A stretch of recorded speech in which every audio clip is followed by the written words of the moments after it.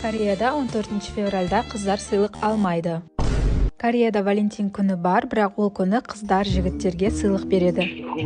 Иә, Кореяда қыздар бірінші көңілін білдіреді. Ұнатқан жігітіне сыйлық ретінде қолдан жасалған шоколад береді. Ал жігіттер не істейді? Дәл бір айдан кейін 14 наурызда White Day деген бар. Бұл күні жігіттер қыздарға жауап ретінде сыйлық береді. Ал ешкімнен сыйлық алмағандар ше, олар 14 апрель жиналып қара кеспе жейді. Ол күн кәрістерде Black Day деп айтылады. Black Day жалғыз жүргендер ғана емес, достар арасында әзіл ретінде атап өтеді. Чажангмyon деген қаралапша жеп, махаббат жоқ деп қалжыңдайды. Тура сен және мен сияқты. Жалпы Кореяда әр айдың 14-і ерекше күн екен. Бірақ Кореяда 8 март деген мейрам мүлдем тойланбайды. Және байқағаным, кәрістер бір-бірлеріне гүл сыйламайды екен. Гүл сыйлаған күннің өзінде кішкентай ғана букет беріледі. Корейский букеттерді біздің қыздарға берсең ұрып өлтіретін сияқты ғой. Негізінде үлкен букет гүлдер беру тек біздің СНГ-да ғана дамыған сияқты.